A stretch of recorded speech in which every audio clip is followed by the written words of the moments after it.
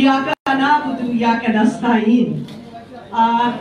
সমবেত সবাই আমার অনেক শ্রদ্ধেয় আজকে সভার সভাপতি, আজকের প্রধান অতিথি এবং মঞ্চে উপবিষ্ট প্রত্যেককে আমার আন্তরিক সম্মান শ্রদ্ধা জানিয়ে, এবং যারা উপস্থিত আছেন মিডিয়ার কর্মীরা, সাংবাদিকরা যারা আমাদের তুলে ধরেন, যাদের কাছে আমাদের অনেক প্রত্যাশা, সত্যকে তুলে ধরবেন, সত্যকে তুলে ধরা দরকার। খুব কষ্টের সঙ্গে বলতে হচ্ছে আজকে যে জামাত আর শিবির বলে 16 বছর বা 18 বছর তারা নির্যাতন চালিয়েছিল, সেই জামাত বা শিবির বা বিএনপি জামাত বলে যাদের একত্রিত করা হতো, আজকে দেখেন জামাত বিএনপির উপরে আঘাত করছে। খুব বেদনাক্রান্ত কথা বলছি আমি, যে সেই জামাত যেই জামাত আর বিএনপি কে আক্রমণ করছে সে বহুকাল ধরে, এখনো কিছুদিন আগেও আপনি যদি ভারত বা আওয়ামী লীগ বা শেখ হাসিনার ন্যারেটিভ গুলো দেখেন, তারা যে এই যে জুলাই 24 গণহত্যা করেছে, যে নির্যাতন করেছে, জাতির সঙ্গে যে প্রতারণা করেছিল, তারা এখনো অনুতপ্ত না, তারা স্বীকার করে না যে তারা কোনো অন্যায় করেছে। তারা কি বলে? তারা বলে যে বিএনপি জামাতের ষড়যন্ত্র এবং এটা সরকারের উপরে, হাসিনার উপরে চাপিয়ে দেওয়া হয়েছিল। আজকে আমাদের কি হচ্ছে? আজকে যে আমরা স্বাধীনতা পেয়েছি, আজকে যে আমরা মুক্ত হয়েছি এই আগ্রাসন, ভারতীয় হেজিমনির হাত থেকে, তা আজকে আমরা কোথায় দাঁড়িয়ে গেছি? আবার আমাদের কোন যুদ্ধে, কোন লড়াইয়ে অবতীর্ণ হতে হচ্ছে? নিজেদের মধ্যে আমাদের এখন আবার রুখে দাঁড়াতে হচ্ছে। খুব খুব দুঃখের কথা। জামাতকে মনে করিয়ে দিতে চাই আমি, যে মনে করেন সেই সময়গুলো, এখন দেশের স্বাধীনতার জন্য, মুক্তির জন্য, গণতান্ত্রিক ধারাবাহিকতার জন্য দাঁড়াতে হবে। একে অপরের শত্রু হিসেবে আসা ঠিক নয়। আমরা কি কারো ষড়যন্ত্রের পা রাখছি? কারো কোনো ষড়যন্ত্রের ফাঁদে কি আমরা পড়ে যাচ্ছি? এই প্রশ্নগুলো আপনাদের সামনে উত্থাপন করতে চাই। আমি চাই যে আমাদের মঞ্চে উপবিষ্ট যারা আছেন তারাও চিন্তা করে দেখেন যে আসলে কি হচ্ছে এবং আমাদের কি করণীয়। আমাদের অনেক ভুল হচ্ছে, আমাদের কাছে মানুষের অনেক প্রত্যাশা আছে, কিন্তু দিনের শেষে একটা জিনিস খেয়াল করতে হবে, বিএনপি সেই টার্গেট এখনো রয়ে গেল। 16 বছর 17 বছরে যে বিএনপির উপরে আঘাত করা হয়েছিল, আজকে অন্যভাবে, অন্য ধারায় আবার বিএনপি কে টার্গেট করা হচ্ছে। কিন্তু কেন হচ্ছে এবং আমাদের কি করণীয়?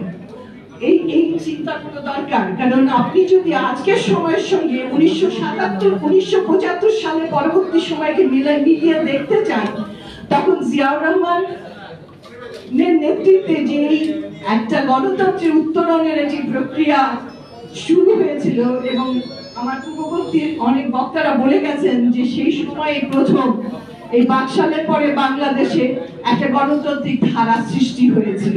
সেই প্রথম গণতন্ত্র বাংলাদেশ, স্বাধীন বাংলাদেশে। সেই গণতান্ত্রিক ধারা অব্যাহত ছিল কিভাবে? আজকে কিন্তু একই ধরনের পরিবর্তন হয়েছে। ষড়যন্ত্রের মাধ্যমে তারা আবার ফিরে এসেছিল বাংলাদেশের মাটিতে এবং সব কবজা করে নিয়েছিল। অনেক রক্তের বিনিময়ে সেই কবজা, সেই হেজিমনি থেকে আমরা মুক্তি পেয়েছি। আজকে আবার কি হয়েছে? আবার কি কোনো ষড়যন্ত্র আমাদের ঘাড়ে ভর করতে চেষ্টা করছে? আমাদের কিন্তু সচেতন হতে হবে। আমাদের কিন্তু এই সব করে আর দেশকে বিপদের মুখে ফেলা যাবে না। এতগুলো রক্তকে আমরা বৃথায় ফেলে দিতে পারি না। আমার মনে হচ্ছে ষড়যন্ত্রের আরেকটা দিক ছিল এই ছাত্রগুলোকে বিপথে নিয়ে যাওয়া, এবং কেউ এটার মাস্টার মাইন্ড ছিল। যারা এই ছাত্ররা যারা রক্ত দিয়েছিল, বাংলাদেশকে মুক্ত করেছিল, সেই ছাত্রগুলোকে আজকে অন্য পথে নিয়ে যাওয়া হয়েছে। কারা নিল এটা আপনাদের খেয়াল করতে হবে। কেন নিল তারা? তাদের কি উদ্দেশ্য ছিল? আজকে ছেলেরা দেশের কথা ভাবছে না। আজকে এনসিপি করেছে, তারা 4-5টা রাজনৈতিক দল করেছে। তারা কি ভাবছে? তারা অন্য কথা ভাবছে, তারা প্রতিদ্বন্দ্বী খুঁজে বের করছে। এই জিনিসগুলো খেয়াল করতে হবে। কিন্তু কেন? এখানে আমার মনে হয় আমাদের একটা জায়গায় আসতে হবে, একটা আলোচনার মধ্যে একমত হতে হবে, অন্তত একটা সুষ্ঠু গণতান্ত্রিক ধারা বাংলাদেশের জন্য বজায় থাকে, সেজন্য আমাদের সবাইকে একমত হতে হবে। আমার অনেক অভিজ্ঞ বক্তারা এখানে উপস্থিত আছেন, তাদের কাছে আরো শুনবো। আপনাদের কাছে আমি কয়েকটা সূত্র বা প্রশ্ন রেখে গেলাম, আপনারা আমার কিছু বলে ক্ষমা করবেন। আপনাদের কাছে বিদায় নিচ্ছি, ধন্যবাদ। অনেক অনেক ধন্যবাদ মিস্টার রহমানকে।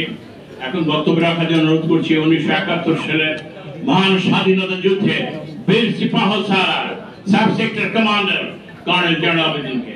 কর্নেল জেনারেল আবেদিন জাতীয়তাবাদী মুক্তিযুদ্ধ দলের কেন্দ্রীয় কমিটির মুক্তিযুদ্ধ বিষয়ক সম্পাদক কর্নেল জেনারেল আবেদিনকে বক্তব্য রাখার জন্য অনুরোধ করছি।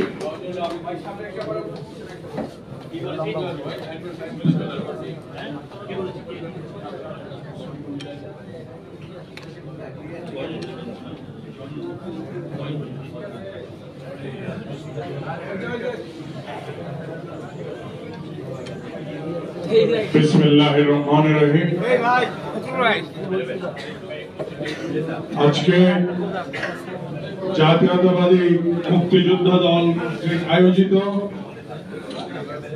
আজকে একটি বিশেষ বিষয়ের উপরে এই প্রতিবাদ সভার সম্মানিত প্রধান অতিথি, সম্মানিত সভাপতি, বিশিষ্ট বক্তাবৃন্দ, আমার সামনে বীর মুক্তিযোদ্ধাবৃন্দ, মুক্তিযুদ্ধের প্রজন্ম, সাংবাদিক এবং অন্যান্য অতিথিবৃন্দ, আসসালামু আলাইকুম। আজকে আমরা যেই ক্রান্তি লগ্নে দাঁড়িয়ে আছি, এই লগ্নটা, এই সময়টা খুবই গুরুত্বপূর্ণ। দেশ এখন একটি রাহমুক্ত হয়েছে, স্বৈরাচার মুক্ত হয়েছে, ফেসিবাদের কবল থেকে আমরা বেরিয়ে এসেছি দীর্ঘ 17-18 বছর পর। কিন্তু আমাদেরকে সুসংগঠিত হতে দিবে না। দেশের ভিতরে এবং বাহিরে যত রকমের ষড়যন্ত্র চলছে, সেই ব্যাপারে আমাদের সচেতন থাকতে হবে এবং তাকে রুখে দাঁড়াতে হবে। আমাদের লক্ষ্য ভুললে চলবে না, লক্ষ্যচ্যুত হলে চলবে না। এই বাংলাদেশকে আবার নতুন ভাবে মেরামত করে এই বাংলাদেশকে আবার স্বাধীনতা যুদ্ধের সেই চেতনার আলোকে সুসংগঠিত করা হবে এই মুক্তিযোদ্ধা এবং প্রজন্মের দায়িত্ব। সুতরাং আজকে জামাত, শিবির বা অন্যান্য ধর্ম ব্যবসায়ীরা যা করছে, যা বলছে, সেই ব্যাপারটা অসম্ভব কিছু না, কিন্তু ওগুলো আমার কাছে খুব ক্ষুদ্র সমস্যা বলে আমি ধরে নেই। মুক্তিযোদ্ধাদের সামনে এই জামাত, এই শিবির অনেক কিছু করার চেষ্টা করছে 71 সালে, এবং তারও আগে থেকে সেই জামাত ভারত, জামাত পাকিস্তান, জামাত আন্তর্জাতিক দল, জামাত কোন বাংলাদেশি দল নয়। সুতরাং এই জামাতকে আমরা বারবারই প্রতিহত করেছি, এবার আবার প্রতিহত করবো ইনশাআল্লাহ। জামাতের কোন ষড়যন্ত্রকে আমরা কোনোভাবেই আগাতে দেব না। আজকে আমাদের প্রিয় নেতা, ভারপ্রাপ্ত চেয়ারম্যান জনাব তারেক রহমানের বিরুদ্ধে অপপ্রচার চালাচ্ছে, ষড়যন্ত্র করছে, তাকে ঘিরে নানা ধরনের অপবাদ দিচ্ছে।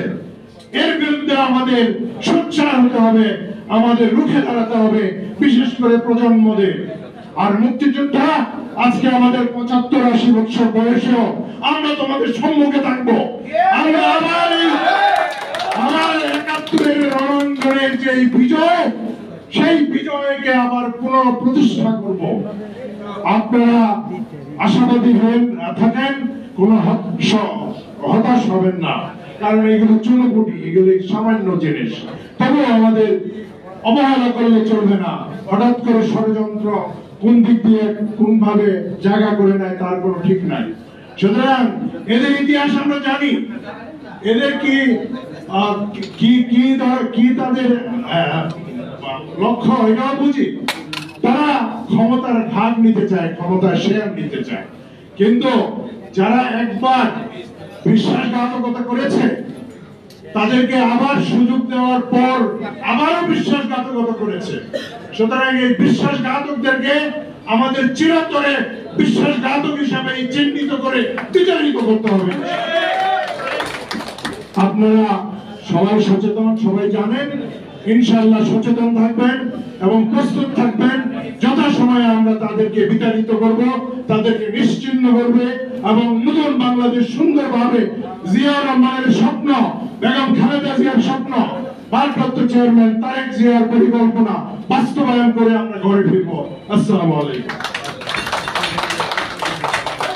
ধন্যবাদ জেনারেল স্যারকে। এখন একজনকে বক্তব্য রাখার জন্য অনুরোধ জানাচ্ছি, যিনি বুঝতে পেরেছেন যে 2024-এর পরে আবার সেই মাথা চড়া দিয়ে উঠবে ওই হায়নার দল, সেই জামাত শিবির। তাই তাদের বিরুদ্ধে গত কয়েক মাস যাবৎ যুদ্ধ শুরু করেছেন সেই নেতা, প্রাক্তন ছাত্র নেতা, এক করে দখল ছাত্র নেতা, বিএনপি চেয়ারপারসনের উপদেষ্টা পরিষদের সম্মানিত সদস্য জনাব হাবিবুর রহমান হাবিবকে তার সুন্দর বক্তব্য রাখার জন্য অনুরোধ করছি।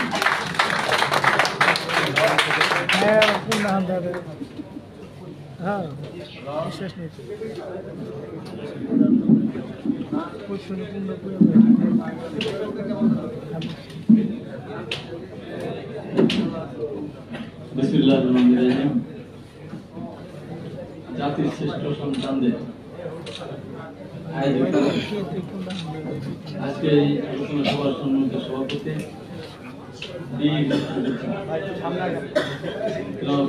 ইশতিয়াক আলী উপাধ্যায়, আজকের অনুষ্ঠানের প্রধান অতিথি আমাদের শ্রদ্ধেয় শিক্ষক, সাবেক মন্ত্রী, জাতীয় স্থায়ী কমিটির সম্মানিত সদস্য ডক্টর আব্দুল মঈন খান স্যার,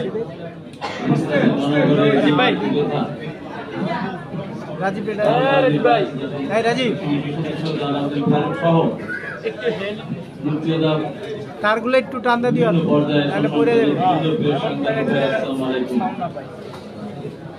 সারের আরেকটি প্রোগ্রাম আছে যে জন্য আমাকে সংক্ষেপে বলতে হবে, তবে মহান আল্লাহ পাকের কাছে কৃতজ্ঞতা প্রকাশ করছে। আজকে যেমন আমাকে উদ্বোধনের প্রধান ভাই আজকে প্রেস ক্লাবে একটা প্রোগ্রাম আছে, আপনি কি আসতে পারবেন? আপনি কোথায়? আমি বললাম আমি পাবনাতে। তুমি বললেন চেয়ারটাকে ফাঁকা থাকবে না আপনি আসতে পারবেন? ইনশাআল্লাহ। রাত 12টার সময় রওনা দিয়ে আমি কিন্তু এই প্রোগ্রামে এসেছি। আমরা কৃতজ্ঞতা প্রকাশ করে অনেকক্ষণ ধরে আপনাদের বক্তব্য শুনলাম। এই বক্তব্য তো আমাদের দেওয়ারও কথা না, শোনারও কথা। কাদের বিরুদ্ধে আজকে আমাদের কথা বলতে হচ্ছে? তারা কারা? যাদেরকে আমরা কোলে রেখেছিলাম না, মায়ের পেটের মধ্যে সন্তান যেমন নিরাপদ, সেই আমাদের পেটের মধ্যে রাখতে গিয়ে আমাদের অনেক বদনাম সহ্য করতে হয়েছে। সেই জামাত শিবির আমাদের বিরুদ্ধে কথা বলে, তারা বলে নৌকা ধানের শীষ, দুই সাগর একই বিষ। আমি এই প্রেস ক্লাব থেকে পরিষ্কার করে বলতে চাই, এই স্লোগান যারাই দিবেন, যেখানে পাবেন ধরে জিব্বাটা কেটে কালো কুত্তাকে মামলা হলে আমার নামে হবে। এত বড় সাহস! আজকে আমরা দীর্ঘদিন আন্দোলন করলাম, হাজার হাজার ভাইদেরকে হারালাম, লক্ষ লক্ষ মানুষ আমরা কারাগারে গেলাম, রিমান্ডে গেলাম, ইলেকট্রিক শক খেলাম, গুম হয়ে গিয়ে আসামি চৌধুরী আলম হুমায়ুন সহ আমাদেরকে আওয়ামী লীগের চেষ্টা করেন। আর আপনারা কোথায় ছিলেন? আপনারা বিএনপিকে তো ছেড়ে একবার চলে গেছেন 46 সালে আওয়ামী লীগের সাথে, তারপর আবার বিএনপির সাথে এসেছিলেন, আবার 96 সালে নির্বাচনে বিএনপিকে ছেড়ে চলে গেছেন। কয়টা আসন পেয়েছেন? 2টা আসন। চিন্তা করছেন আগামী রাষ্ট্রে ক্ষমতা হবে? আজকের এই মুক্তিযুদ্ধ সমাবেশে পরিষ্কার করে বলতে চাই, এই বাংলাদেশে স্বাধীনতাবিরোধী জামাত শিবিরকে বাংলাদেশের মানুষ কোনদিনও রাষ্ট্রে ক্ষমতা আসতে দেবে না। আজকে আর একজন ধর্ম ব্যবসায়ী, তিনি আওয়ামী লীগকে ক্ষমতা টিকে রাখার জন্য বহু চেষ্টা করেছিলেন, হাত ফাঁকা নিয়ে মেয়র নির্বাচন দাঁড়ালেন বরিশালে, সেখানে হাত ফাঁকা ভেঙে গুড়িয়ে দিল, ওনাকে ধাক্কা দিয়ে ফেলে দিল। উনি কি বলেন? উনি বলেন তারেক রহমান যদি এত ভালো মানুষ হয়ে থাকে, বলেন তাহলে ওনাকে আর্মিরা কেন মাথা ভেঙে দিল? আমি যদি প্রশ্ন করি, আপনি কেমন ভালো মানুষ ছিলেন, বরিশালের মাটিতে আপনাকে পিটিয়ে লুটোপুটি খাওয়ালো? তাহলে এই যে আর একটা গ্রুপ শুরু করেছে কি, আরে এখানে একটা ভাঙির দোকানদার তাদের আভ্যন্তরীণ নিয়ে একটা ঘটনা ঘটেছে। ঘটনাটা নিঃশংস আমরা বলেছি, আমাদের নেতা যারা তাদের পরিষ্কার করে বলেছেন, যারা জড়িত ছিল একদিন তাদেরকে বহিষ্কার করেছেন এবং আমাদের আইনজীবীরা বলছেন আমরা তার আইনজীবী নিয়োগ হবো না, আইনজীবী নিয়োজিত হবে না। তারপর কি স্লোগান দেন, কি বলেন, হাসিনা গেছে যে পথে তারেক যাবে সে পথে। সাবধান করে বলছে এই স্লোগান আর দ্বিতীয়বার শুনতে চায় না বাংলার মানুষ। হ্যাঁ কি সব স্লোগান দেয়, পিনের কি পিনের তেরা কাওয়া, তারপর আমি কি কোনো উত্তর করতে চাই না, কি সমস্ত স্লোগান দিচ্ছেন। এই স্লোগান আমরা শুনতে রাজি না। এত কষ্ট করে জীবন দিয়ে কি আছে আপনাদের, অতীত কি আছে বলেন তো, কি আছে অতীত? এই বাংলাদেশ, আধুনিক বাংলাদেশ, আজকের এই বাংলাদেশ, এই আধুনিক বাংলাদেশ, এই জন্মদাতা শহীদ রাষ্ট্রপতি জিয়া রহমান এবং আজকে নারী শিক্ষা থেকে শুরু করে আজকে বাংলাদেশের মেয়েদের যে শিক্ষার উন্নতি ঘটেছে, দেশটি বেগম খালেদার অবদান, কি অবদান আছে আপনি বলুন তো? আপনাদের অবদান একটাই, ৭১ সালে লক্ষ লক্ষ মানুষের ইজ্জত নষ্ট করেছিলেন, লক্ষ লক্ষ মানুষ হত্যা করেছিলেন। স্লোগান দেন কি, ভুয়া ভুয়া বিএনপি ভুয়া, এত বড় সাহস। আবার স্লোগান দেন পাশাপাশি গোলাম আজমের বাংলাদেশ, নিজামের বাংলাদেশ আমাকে খায় নেন। আমি পরিষ্কার করে বলতে চাই, গোলাম আজম রাজাকার, নিজামী রাজাকার, এই লজ্জা করে মুনাফিকের দল। ঢাকা বিশ্ববিদ্যালয়ের স্লোগান দিতেন ছাত্রলীগের মুছে লিগে একটা একটা শিবির ধর, ধরে ধরে জবাই কর। তারপরে দেখলাম কি, যেই পতন হয়ে গেল সরকারের, একজন বলে বললেন আমি ছাত্র শিবিরের সভাপতি, হাই রে মুনাফিক। আরেকজন বললেন আমি ছাত্র শিবিরের সাধারণ সম্পাদক। এই মুনাফিক দল জন্ম থেকেই তাদের ত্রুটি, এই ত্রুটি কোনদিনও সাধবে না। ওরা ৪৭-এর বিরোধিতা করেছে, ৭১-এর বিরোধিতা করেছে, ওরা বিএনপির বিরোধিতা করে আওয়ামী সাথে সহযোগিতা করেছিল বিএনপি। ওরা সব সময় পরাজিত হচ্ছে। আগামীতে ইনশাআল্লাহ ওদের সমুদ্রের তলে ওদের ডুবিয়ে দেবো, সেখান থেকে না উঠে আসতে না পারে, এই সিদ্ধান্ত আমাদেরকে নিতে হবে। আমি ২-৩ দিন দেখলাম কি আমাদের লোকজন ভয় পেয়ে গেল না এই স্লোগানে, এই স্লোগানে ভয় পেয়ে গেল। আমি কিন্তু লাইভে গিয়েছিলাম, যেদিন কথা বলেছে সর্বপ্রথম আমি দাঁড়িয়ে লাইভে গিয়ে বলেছিলাম হুঁশিয়ার সাবধান। তাই আমি বলবো, শেষ কথা বলতে চাই, আওয়ামী লীগ বিএনপিকে নিঃশেষ করতে গিয়েছিল, কি হয়েছে? আওয়ামী লীগ দেশ থেকে পালিয়ে গিয়েছে। আপনারা যদি বিএনপিকে নিঃশেষ করতে চান, আওয়ামী লীগ খাতায় নাম লেখাতে চান, আজকের এই মুক্ততার সমাবেশে জাতির চেষ্টা সন্তানদের এই সমাবেশ থেকে বলে যেতে চান, বাংলাদেশের মাটি থেকে চিরদিনের জন্য আপনাদের রাজনীতিকে আমরা কবর দেব ইনশাআল্লাহ।